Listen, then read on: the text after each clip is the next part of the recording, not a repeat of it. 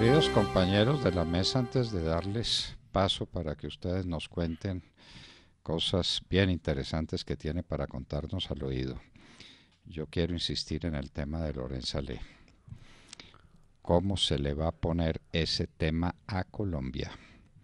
Ya la ONU declaró arbitraria la detención que sufrió en el país. Y esa detención arbitraria se siguió de un acto cruel e inexplicable: entregarle al joven a sus enemigos políticos, que lo torturaron durante más de 4 años. ¿De qué tamaño va a ser ese problema?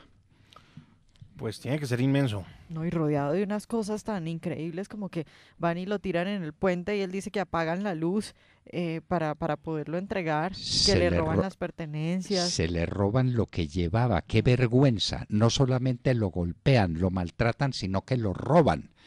Los policías colombianos, ordenados por Juan Manuel Santos y por María Ángela Holguín. ¿Ah? Entonces, Sí, y ¿de el tema qué de Migración tamaño? Colombia y el doctor Christian Kruger sigue ahí, ¿no? Es uno de los funcionarios ratificados por el Muy bien. presidente Duque. Pero debo decirlo, Kruger es uno de los funcionarios que mejor desempeño han tenido en los últimos años frente a Migración Colombia, independiente pues de las órdenes que le dieron, pero ha sido un hombre fundamental en el Pero proceso. uno no puede cumplir órdenes ilegales. Si él estaba en el caso de Lorenza Le, él se tiene que ir para la cárcel también, si participó en eso. Eso no es cuento de que es muy bueno y de que es muy simpático y de que es muy querido.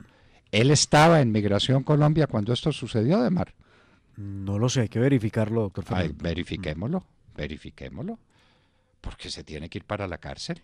Es que uno no puede cumplir órdenes ilegales, independientemente de las órdenes que le dieron. ¿Qué es eso, Demar? Si a usted le ordenan que tiene que matar a alguien, ¿usted lo mata? No. Ah, bueno, No. muy bien. Si usted le ordena que tienen que tomar preso y meter entre un avión y entregarlo a los bandidos que lo están solicitando contra todo el derecho internacional a una persona, usted tiene que cumplir porque le dieron la orden. No, el derecho a la rebelión de la norma, ¿no? Uno se puede apartar de la norma porque pues... Y él estaba legítimamente en Colombia. Sí. Mire, Christian Kruger está desde diciembre de 2014 en Migración Colombia. Entonces, tal vez no alcanzó a estar, está en el límite, ¿no? 2014, 2018, no, tal vez no estaba todavía. ¿Cuándo dijo usted, Sergio? Diciembre del 14. No, Cristian, Loren Saleh fue capturado el 9 de mayo del 2014. Unos meses antes. Entonces, pues rectifico en ese caso. Muy bien, también habría que averiguar quién estaba en migración.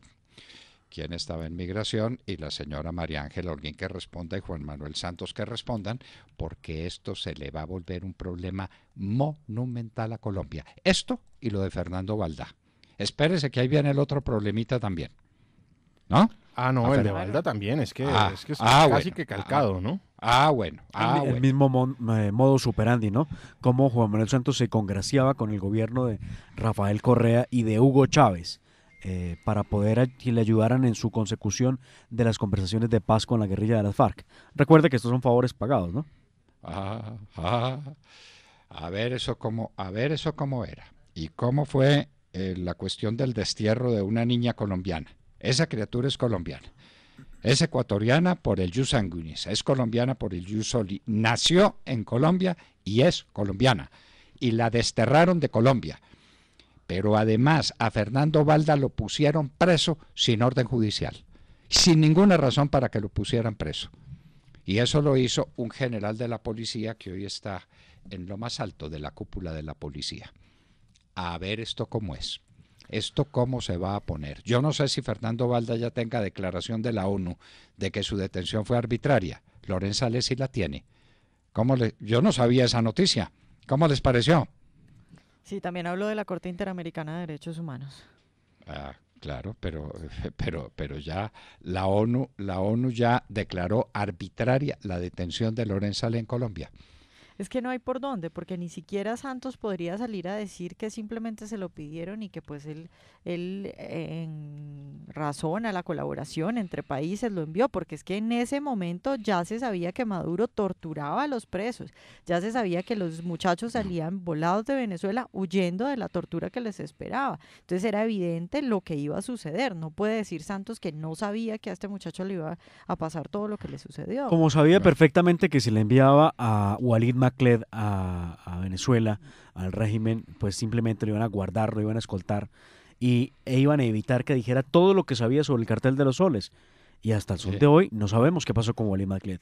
Diciendo que no había tratado de extradición con Estados Unidos y que como sí lo había con Venezuela, lo extraditaba a Venezuela, a Walid Macled, que está en su salsa en Venezuela porque como ese es el mundo del narcotráfico, claro, parece que está detenido pero como un rey, dando órdenes y manteniendo sus contactos con los narcotraficantes colombianos en lo suyo. Pero Juan Manuel Santos va a tener que responder por esto. Y yo no entiendo por qué el fiscal general de la Nación no abre ese proceso y no inicia esa investigación. Y el señor canciller va a tener que decir, no en tono jocoso, sino muy en serio, cuál era el expediente contra Gabriel Vallesés, ¿no es cierto? Y Lorenza Ley. Sí, señor. Porque fueron no deportados, fueron secuestrados y enviados a sus verdugos en Venezuela con un día de diferencia.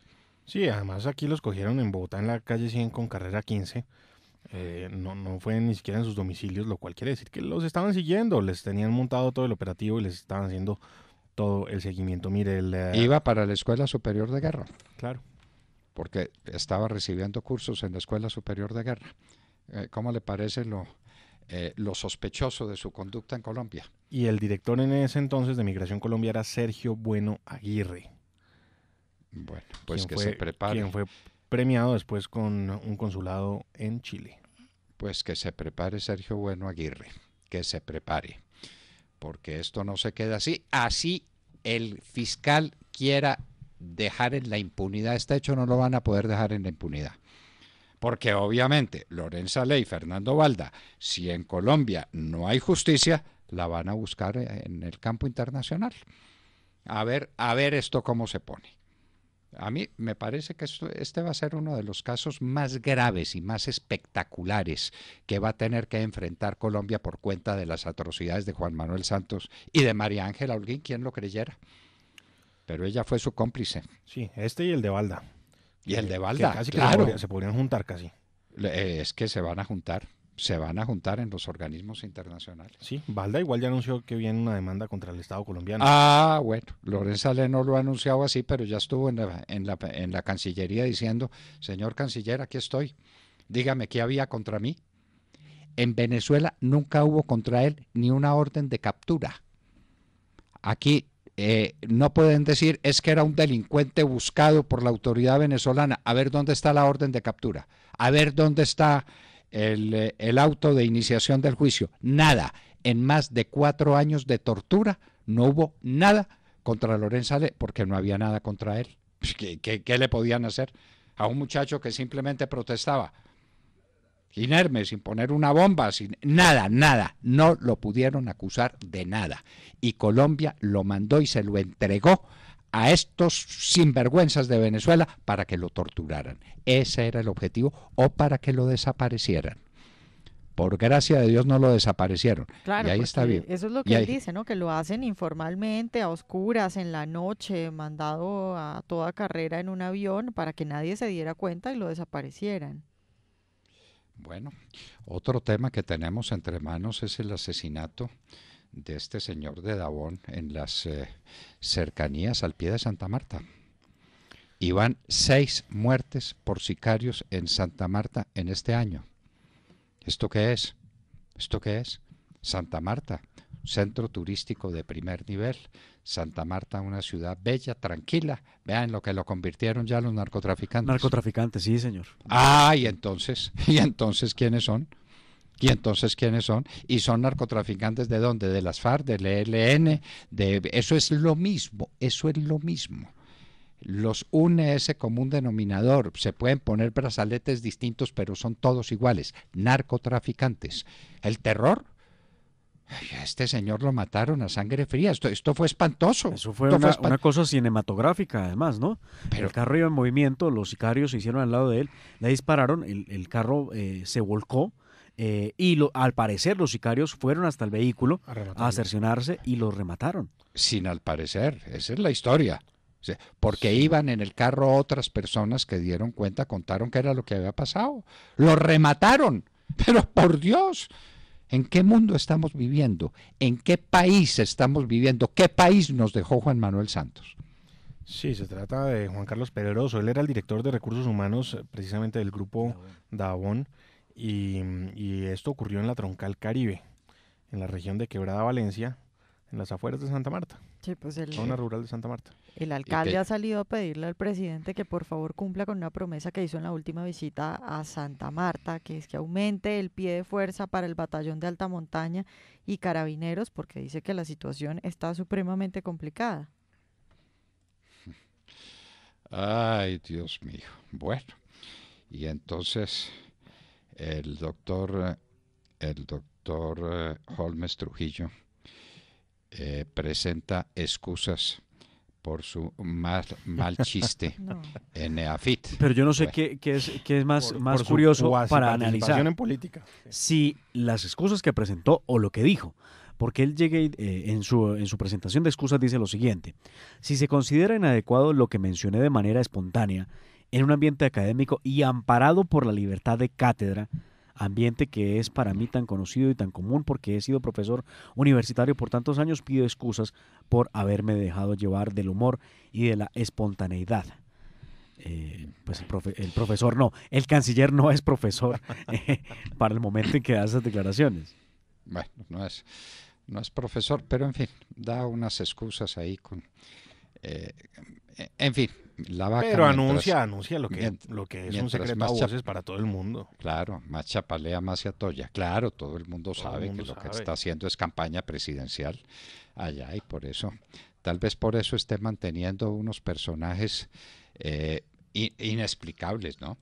Que mandó Juan Manuel Santos unos días antes de dejar el poder. Los mandó, por ejemplo, allá a Barcelona, que usted conoce también. Sí, Ahí está la señora quien era Calderón. María Pilar, ¿no? A María quien Pilar. era su jefe de De prensa, Sí. de prensa. Y así sucesivamente. Es que hablan del 70 o el 80% de los funcionarios de la Cancillería en Ratificados. el exterior. Ahí siguen tranquilos. Entonces, ¿esto qué es? Como decía alguien, con un sentido del humor bastante negro, ¿quién ganó las elecciones? Esto es muy grave. Sí, como decía alguien, el que más funcionarios tiene en el gobierno Santos. es Santos. Bueno, va el presidente Duque a reunirse con Trump mañana. No hay duda de que vamos a estar en palco de primera fila, ¿no es cierto? Vamos a estar muy pendientes. Sí. No, pero vamos a estar allá en Washington. Pero Claro. claro, no, ya. Claro, además. En primera fila. Sí, con En Cristina. primera fila. Aquí no vamos a tener datos de que es que dijo no sé quién y que dijo sí sé cuándo y qué tal, sino que vamos a tener a nuestra gentil colaboradora Cristina Londoño, que va a estar asumiendo su cargo de senior correspondan y le toca tal vez el Mire con lo que se día, estrena, sí. prácticamente. como la visita del presidente Duque a los Estados Unidos para hablar con Donald Trump. Muy bien. Y si le parece, miramos algunos detalles de con quiénes se reúne, doctor Fernando. Sí, Para que claro, estemos claro. pendientes Adelante. de eso. Pues en la agenda empezará el día miércoles, viaja esta noche a Washington y empezará desde muy temprano con reuniones en la Cámara de Representantes, en el Capitolio de Washington, y posteriormente a las 10 de la mañana va a asistir a una reunión con el Comité de Asuntos Extranjeros de esa Cámara. Hacia el mediodía tendrá un encuentro bilateral con el presidente Donald Trump en el despacho oval de la Casa Blanca y también habrá almuerzo de trabajo con el presidente Trump.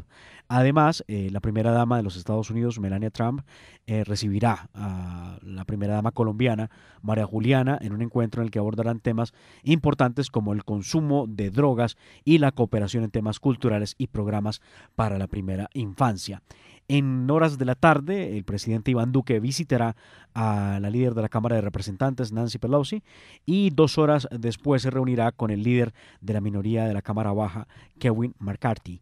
El jueves, la agenda del presidente Iván Duque está marcada por un desayuno de trabajo con empresarios en la Cámara de Comercio de los Estados Unidos y después se reunirá con directivos del BID, del Banco Interamericano de Desarrollo, y con la presidenta interina del Banco Mundial, Cristina Georgieva. La agenda continúa también en horas de la tarde del jueves con reuniones que tendrá con la gente de Relaciones Exteriores del Senado y con el congresista Mitch McConnell, el líder de la mayoría en el Senado.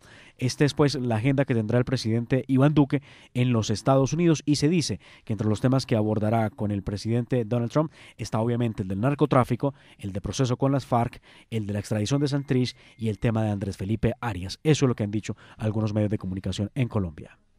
¿Tratarán el tema de Andrés Felipe Arias? Así lo han reseñado algunos medios de comunicación esta mañana, doctor Fernando. Bueno, esperamos que sea así. Esperamos que sea así y esperamos que el gobierno simplemente diga la verdad. ¿Cuál es la verdad de Andrés Felipe Arias? Pues que no está condenado. Primero que le siguieron un proceso infame, ¿no? Pero esa es otra cosa, eso ya es más complicado y hay que leer la sentencia y hay que ver que ahí no hay ninguna coherencia, ni había prueba ninguna, ni la puede haber, que Andrés Felipe Arias no intervino en la adjudicación de esos cupos a esas personas que no eran amigos suyos, ni conocidos suyos, ni tuvo nada que ver en el asunto. Esa fue una organización internacional que además cumplió una excelente tarea en Colombia, como lo reconoció el mismo Antonio Navarro Wolf por lo que hicieron en Nariño. Pero ese es otro tema. El tema central es que Andrés Felipe Arias ha sido condenado en lo que es una primera instancia y que eso es retroactivo, porque ya la Corte Suprema de Justicia tuvo que admitir que no puede condenar en única instancia a nadie, ¿no? Porque hay un principio supraconstitucional que es el de la doble instancia, que es un derecho humano que no puede ser pretermitido en ninguna condición. Andrés Felipe Arias no está condenado. Pero además, doctor Fernando, ¿a quién le cabe en la cabeza que si cualquier persona condenada en una instancia, cualquiera que sea, tiene derecho en el tema, en asuntos penales y administrativos, a que se revise y a que se le juzgue con base en la norma más favorable? ¿Por qué a Andrés Felipe Arias no le pasa lo mismo? No, no. ¿Por qué a él le aplican, le niegan el principio de retroactividad en este caso y de favorabilidad, claramente, que es parte del debido proceso? Porque es que la Corte Suprema de Justicia, que no es una Corte de Justicia, sino una Corte política persiguiendo a los amigos del presidente Uribe. Y entonces Andrés Felipe Arias se volvió como un punto de referencia de esto, como un punto de honor para la Corte. Tener en una cárcel en los Estados Unidos a Andrés Felipe Arias, además en las condiciones más inhumanas y más detestables, ¿no? Después de que estuvo detenido con obligación de presentarse, tuvo un comportamiento absolutamente impecable, impecable. Pero Santos lo tenía que hacer meter a la cárcel y para eso utilizó a Juan Carlos Pinzón, que después se lava las manos, ¿no? A Juan Carlos Pinzón o a su viceministro, al actual secretario general de la presidencia, ¿o no? Al tocayo.